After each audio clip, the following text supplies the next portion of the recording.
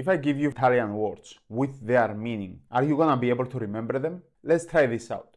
Tavolo means table. Sedia means chair. Canne means dog. Casa means house. Do you remember them? Try and recall them. If you're like me, you can't remember any of those words. And if you can, maybe 2 of them, you won't remember them tomorrow. Let me show you a way that you can memorize 10 to 20 words per day and be conversational in any language in 30 days.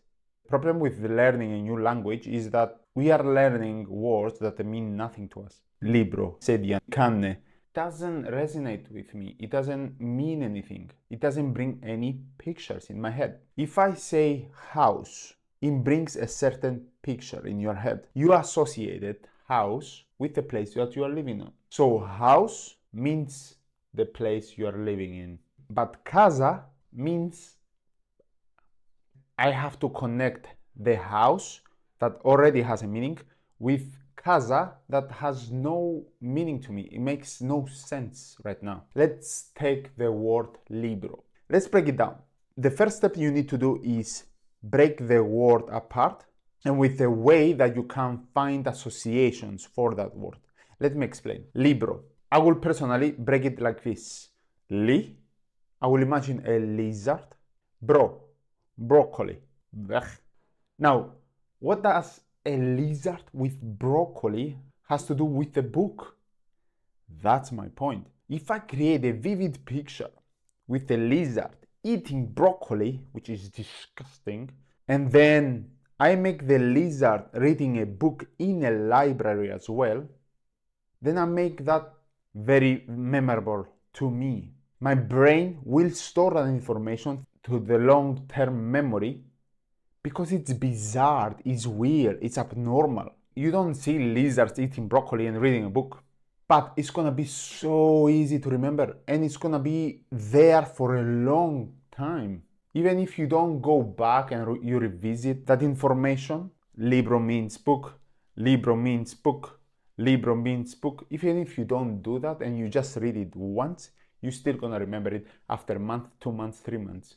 If you revisit it and you reimagine the same picture, lizard eating broccoli, blech, reading a book in a library, that's it. That memory can stay with you for a lifetime. Also, if you realize, I put a location as well. I put library. It's important when I want to remember something to add a location. It's like adding a folder into my hard drive. So when I'm looking for the picture I want, I can go into that folder, I know exactly where it is, and I can double click in the folder, go in, see the picture, right? It's the same thing with your brain. If I put a location, library, I can find the location, the folder, and then I can go in and find the lizard with a broccoli reading a book. If you don't put the location, then memory might be there, but you won't be able to find it. So pui sun bod. And to prove that to you, if I ask you now, what did you eat 2 days ago? You're probably gonna start the memory process like this. Where I was 2 days ago? Oh, I went to my aunt's. What did my aunt's cooked? Spaghetti, whatever. So first you went to the location. It's the same thing when we see people in the street. Usually you say, where did I know this guy? I met him somewhere. I know him from somewhere. That's a location. That's why it's so important to put a location. So to break it down, process should look like this. Find the word you want to learn. Break it down into syllables that make sense to you. Then take those syllables and create an association with that word. Like the example I gave, li means nothing. So if I use li as lizard, now li means lizard. It means something to me. I can memorize that. Bro means broccoli now. Li, bro, libro, and then the libro, lizard eating broccoli, reads a book, which is the meaning of the word. That's gonna remind me the meaning of the word. And then I'm gonna imagine all that event that is happening into my local library because it's a storage, it's a folder I can create so I can find that memory anytime I want. If you do this with like 10, 20 words, 30 words, even 40 words, once you get better at it, you can learn any language that you wish in such a short amount of time. And not only that, you don't only memorize it faster, you remember it longer. It's amazing, it's mind-blowing. If you test yourself like that, find 5 words, 10 words, memorize them with the way I just taught you, and see how long you're gonna remember them.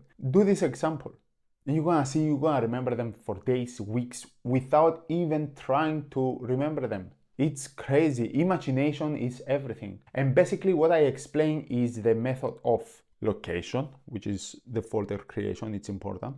Association, I associate something I already know with something that doesn't make sense. Imagination, I create something bizarre so it becomes more memorable.